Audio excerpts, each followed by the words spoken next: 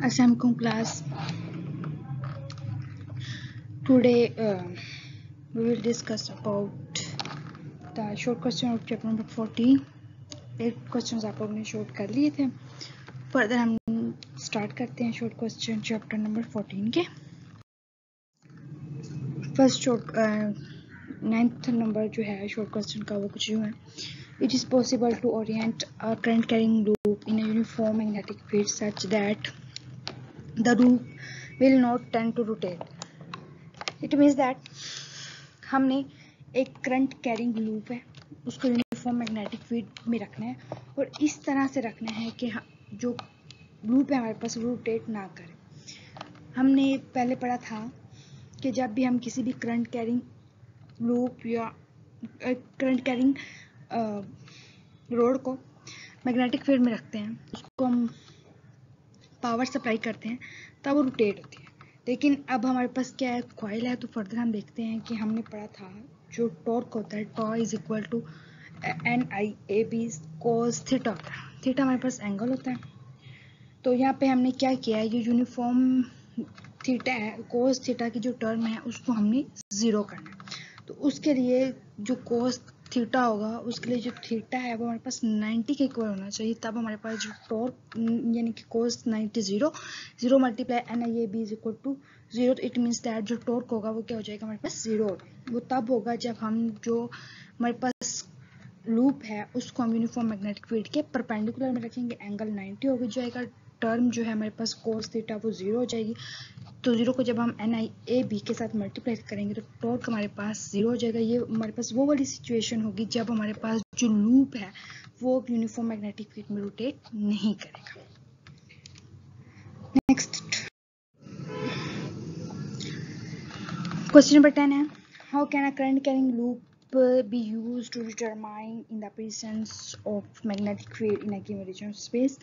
Question कुछ यूँ है कि आपके पास एक स्पेस का गिवन रीजन है, उसमें आपने ये डिटरमाइन करना है कि उसमें मैग्नेटिक फील्ड है या नहीं है. तो जब हमने पढ़ा है चैप्टर में, जब किसी भी जगह पर हम करंट कैरिंग कॉइल को लेके जाते हैं तो वो मैग्नेटिक फील्ड में ऑटोमेटिकली क्या होती है, रोटेट करना शुरू हो जाती है. और वो रोटेट तब करती है जब हमारे पास जो थीटा हो, जो मैग्नेटिक फील्ड और एरिया के दरमियान थीटा यानी जो एंगल है वो हमारे पास 180 की डिग्री हो. और जब हमारे पास 90 के इक्वल होता है तो तब वो हमारे पास जो कॉइल है वो रोटेट नहीं करती. तो टॉर्क इज इक्वल टू हमारे पास क्या है, torque is equal to NIAB cos theta. तो हमारे पास क्या होगा, थीटा हमारे पास 180 होगा तो टॉर्क मैक्सिमम होता है. इट मीन्स दैट जो कॉइल होगी वो उस रीजन में रोटेट करेगी जहाँ पर हमारे पास मैग्नेटिक फील्ड होगा. अदरवाइज अगर हमारे पास मैग्नेटिक फील्ड नहीं होगा तो हमारे पास जो कॉइल हम लेके जा रहे हैं करंट कैरिंग कॉइल वो रोटेट नहीं करेगी.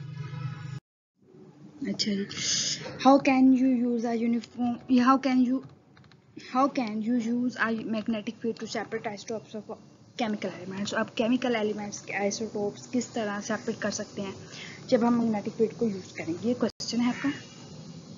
आइसोटोप्स हमारे पास किसी भी केमिकल एलिमेंट्स की वो चीज़ होती हैं, वो आइसोटोप्स होते हैं जिनमें हमारे पास एटॉमिक नंबर सेम होता है. इट मीन्स दैट उसमें नंबर ऑफ प्रोटॉन्स और इलेक्ट्रॉन्स सेम होते हैं but the number of neutron is less और ग्रेटर. इट मीन्स दैट जो हमारे पास मैस होता है वो चेंज होता है और जो नंबर एटॉमिक नंबर होता है वो आइसोटोप्स का वो सेम रहता है. तो हमारा टॉपिक हमने इसी चैप्टर में डिस्कस किया था कि जब भी हम किसी भी पार्टिकल को यूनिफॉर्म मैग्नेटिक फील्ड में छोड़ते हैं, यानी छोड़ दिया हमने उसको, तब हमारे पास क्या होता है, उसके ऊपर दो फोर्सेस एक्ट करती हैं. जो एक तो हमारे पास में पड़ी थी QVB वो एक्ट करती है. दूसरी उसके ऊपर सेंटीमीटर फोर्स करती है जिसको हम कहते हैं MV² ओवर R, जो उसको उसके सेंटर की तरफ खींचती है. तो यहाँ से हम जब फर्दर V की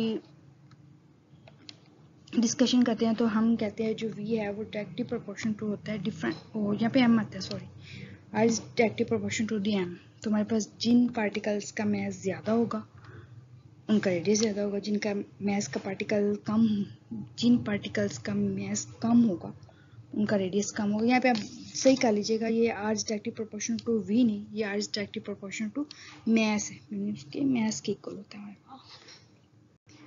फर्दर चलते हैं. हाँ जी, क्वेश्चन नंबर 12 है what should be the orientation of a current carrying coil in a uniform magnetic field so that the torque acting upon the coil is maximum और मिनिमम। क्वेश्चन कुछ यूँ है कि हमारे पास यूनिफॉर्म मैग्नेटिक फील्ड है, उसमें current carrying coil है, तो उसके ऊपर जो टॉर्क एक्ट कर रहा है वो मैक्सिमम कब होगा और मिनिमम कब होगा। टॉर्क हमें पता है tau is equal to NIBA cos theta. तो हमारे पास जो अगर हम देखेंगे जब हम cos 0 पुट करते हैं इट मीन्स दैट cos 0 नहीं थीटा 0 पुट करते हैं, तो तब हमारे पास जो cos थीटा यानी cos 0 की वैल्यू हमारे पास होती है 1। जो जब हम 1 को फैक्टर NIBA के साथ मल्टीप्लाई करते हैं तो टॉर्क हमारे पास मैक्सिमम होता है। इट मीन्स दैट जब हमारे पास मैग्नेटिक फील्ड और कॉइल जो होंगी वो एक दूसरे के पैरेलल होंगे, उनके दरमियान जो एंगल होगा वह 0 होगा या 180 होगा, तो हमारे पास क्या होगा, जो हमारे पास टॉर्क होगा कॉइल के ऊपर एक्ट कर रहा है वो हमारे पास मैक्सिमम होगा।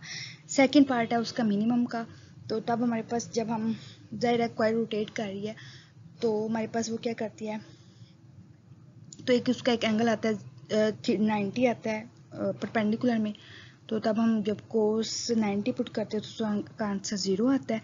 जब हम 0 को मल्टीप्लाई करते हैं फैक्टर NIAB के साथ तो टॉर्क ऑटोमेटिकली हमारे पास क्या हो जाता है 0 होता है, मीन्स 0 हो जाता है।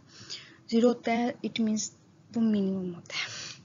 तो इट मीन्स दैट जब हमारे पास जो कॉइल है वो परपेंडिकुलर है यूनिफॉर्म मैग्नेटिक फील्ड जो हमने अप्लाई किया हुआ है, तब हमारे पास जो उसके ऊपर टॉर्क एक्ट कर रहा होगा कॉइल के ऊपर वो हमारे पास मिनिमम होगा। कॉइल मैक्सिमम तब होगा जब हमारे पास थीटा जो है वो 0 होगा, और मैक्सिमम तब होगा जब थीटा 0 के इक्वल होगा, और मिनिमम तब होगा जब जो एंगल है हमारे पास थीटा वो 90 के इक्वल होगा, यानी उसके वो परपेंडिकुलर होगा मैग्नेटिक फील्ड के। अच्छा जी, क्वेश्चन नंबर 13 है A loop of a wire is suspended between the poles of a magnet with its plane parallel of to the poles. What happens if a direct current is put through the coil? What happens if the current is alternate current is used? Direct current DC और alternate current हमारे पास ऐसा current जिसकी variation होती है current की। तो हमारे पास क्या होता है जब हम देते हैं, जब हमारे पास जो प्लेन है कॉइल के वो पैरेलल है हमारे पास पोल्स के फेसेस के, इट मीन्स दैट जो हमारे पास कॉइल है वो उसके मैग्नेटिक फील्ड के परपेंडिकुलर है।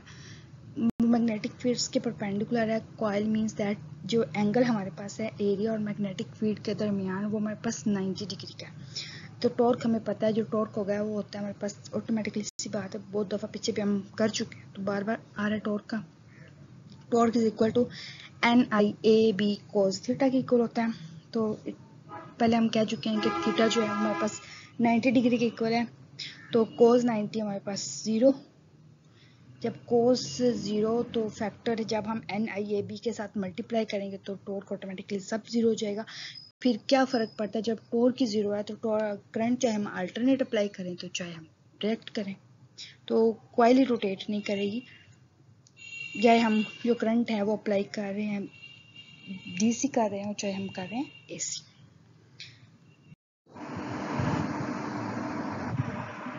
अब हम लास्ट 2 क्वेश्चंस हैं, वेरी इंपॉर्टेंट क्वेश्चंस हैं। Why the resistance of an ammeter should be very low, क्योंकि हमारे पास एमीटर होता है उसकी रेजिस्टेंस कम क्यों होती है। सेकंड क्वेश्चन है why the volt meter should have very high resistance, और जो वोल्ट मीटर होता है उसकी रेजिस्टेंस हाई क्यों होती है। बहुत इंपॉर्टेंट शॉर्ट क्वेश्चंस हैं दोनों।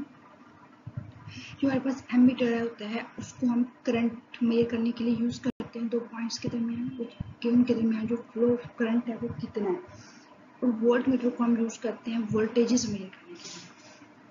हमारे पास 2 किस्म के सर्किट्स होते हैं, एक हमारे पास पैरेलल सर्किट होता है, एक हमारे पास सीरीज सर्किट होता है। जो पैरेलल सर्किट होता है उसमें हमारे पास जो करंट होता है उसकी वैल्यू सेम रहती है, और जो हमारे पास सीरीज सर्किट होता है उसमें हमारे पास पैरेलल सर्किट में करंट की वैल्यू डिफरेंट होती है, मुख्तलिफ होती है, और जो हमारे पास सीरीज सर्किट होता है उसमें जो करंट होता है उसकी वैल्यू सेम होती है।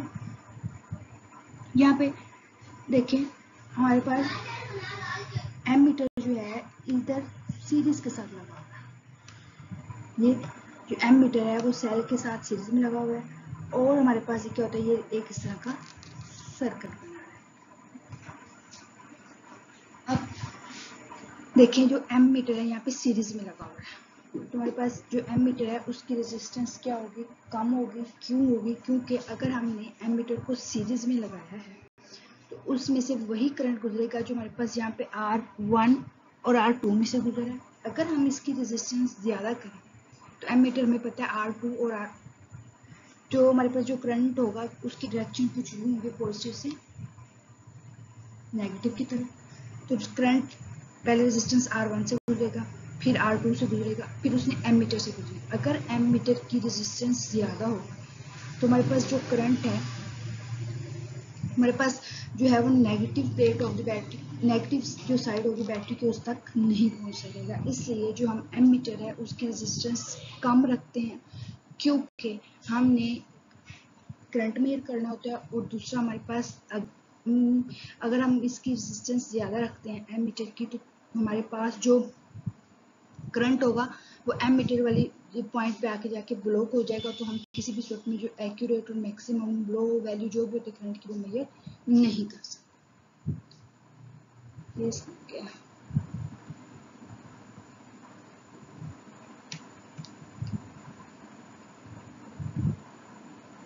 अच्छा जी, लास्ट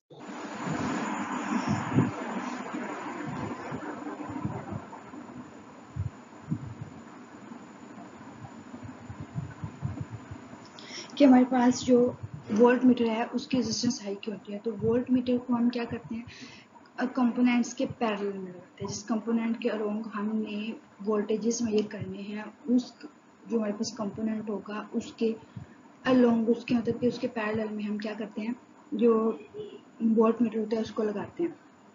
क्योंकि अगर हमने इधर दो हमारे पास दो पॉइंट्स हैं, वेट फॉर 1 मिनट,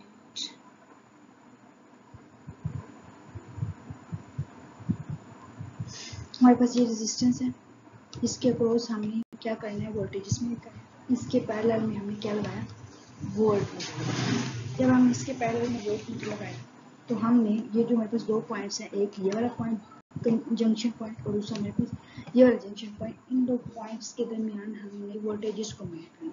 तो हम क्या करते हैं, इन दो पॉइंट्स और रेजिस्टेंस के पैरेलल में हम वोल्ट मीटर लगाते हैं। और जो वोल्ट मीटर होता है उसकी रेजिस्टेंस हाई क्यों होती है, जहाँ पे हमारे पास इस जंक्शन पे करंट आता है तो करंट टू पार्ट्स में डिवाइड हो जाता है, एक जो रेजिस्टेंस में से गुजरता है और दूसरा हमारे पास जो वोल्ट मीटर में से गुजरता है।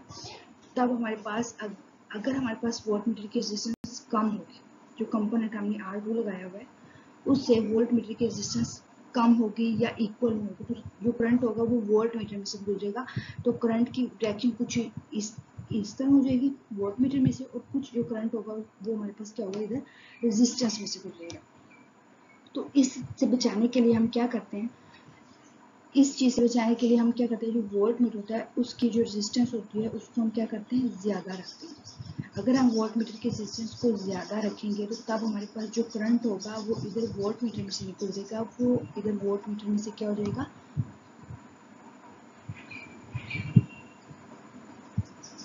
जो करंट है वो वोल्ट मीटर्स में से नहीं गुजरेगा, वो वोल्ट मीटर्स में ब्लॉक हो जाएगा। तो सारा का सारा जो करंट है वो इधर हमारे पास क्या होगा, इस रेजिस्टेंस में से पास होगा। इसलिए जो हमारे पास एमीटर होता है, वोल्ट मीटर होता है, उसकी रेजिस्टेंस हम बहुत ज़्यादा रखते हैं, और जो हमारे पास एमीटर होता है उसकी रेजिस्टेंस हम बहुत कम रखते हैं। तो ये बेसिकली रीज़न है, बहुत इंपॉर्टेंट शॉर्ट क्वेश्चन है, ये आप लोगों ने जरूर किया।